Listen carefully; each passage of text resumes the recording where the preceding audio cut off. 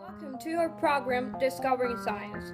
I am Maite Gonzalez, and in today's coverage, we're going to talk about chemistry in modern world. Now I'll leave you with my partners, and don't worry, you're in very good hands.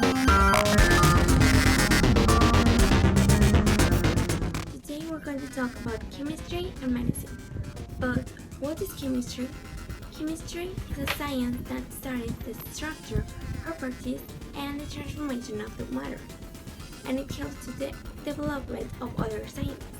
One example is the medicine, that studies the diseases that affect the living things, the method of preventing them, and their treatments. There exist some chemical elements that are very common in our body, like carbon, hydrogen, oxygen, nitrogen, and others.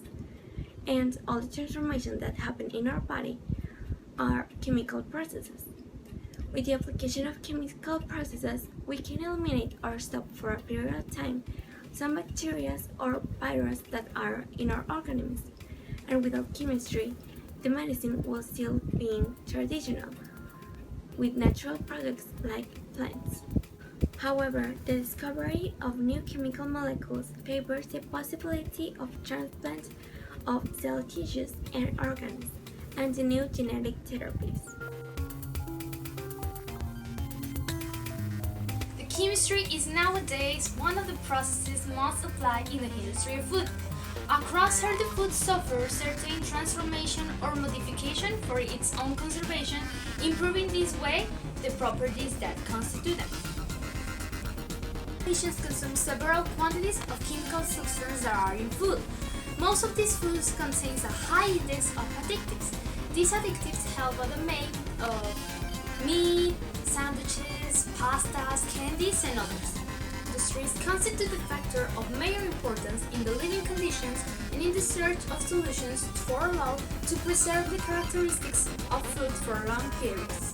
Cooling, freezing, pasteurization, drying, smoked, and others, we can make possible to apply them for the conservation of food, and with this we can get human benefit. Upon investigating, and the scientists of the area of industry of food are dedicating a lot of efforts to this task.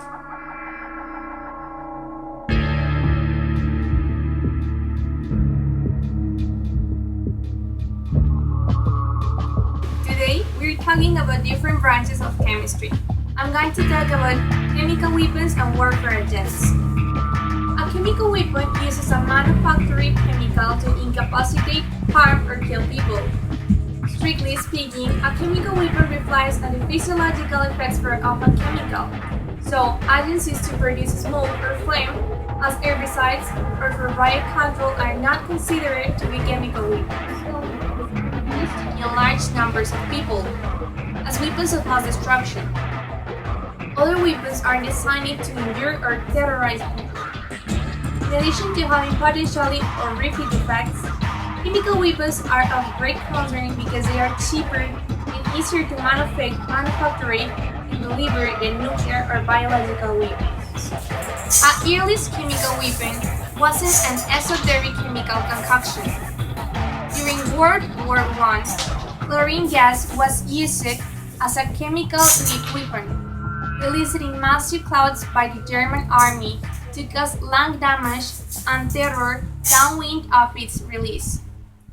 Modern chemical weapons include the following types of agents: choking agents like phosgene or chlorine, blister agents like nitrogen mustard and languicide, and finally nerve agents like tabun or sarin.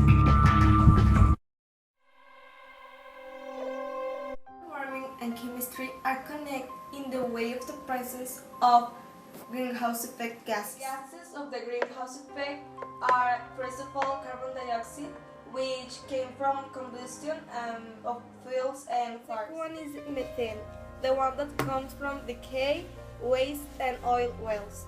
Greenhouse effect is a process by which infrared rays from the sun pass through the Earth's atmosphere, so the heat is trapped inside the atmosphere.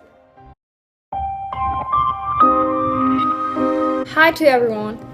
This is the last section of our chemistry coverage. Now I'm going to present to you our reflection of chemistry in the modern world and its effects. The chemistry helps us to develop many areas of our daily lives.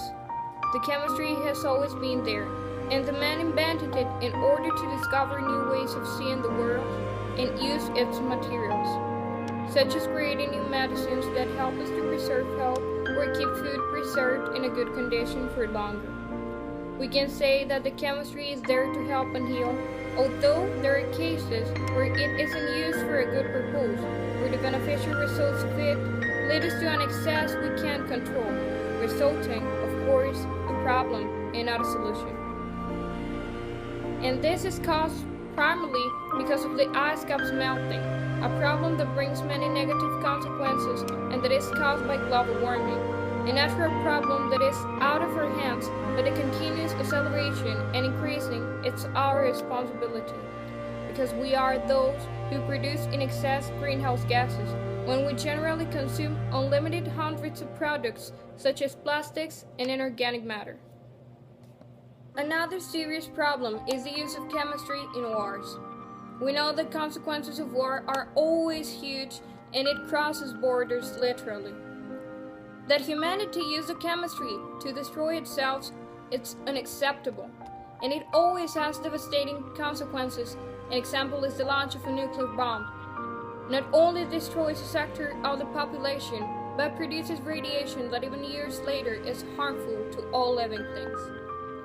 The chemistry in the modern world sounds like innovation and cutting edge. But keep in mind that these two concepts have led to negative and heartbreaking situations and events for all the living organisms. The key to using chemistry or indeed any other science and to obtain beneficial effects with it is always making a moral and contra limit between what we create, our purpose, and how we use it. So that was our today's program. Hope you really enjoy it, and we're seeing again next Monday at 7 p.m. on Discovering Science with an interesting new coverage. Enter our website www.discoverscience.com.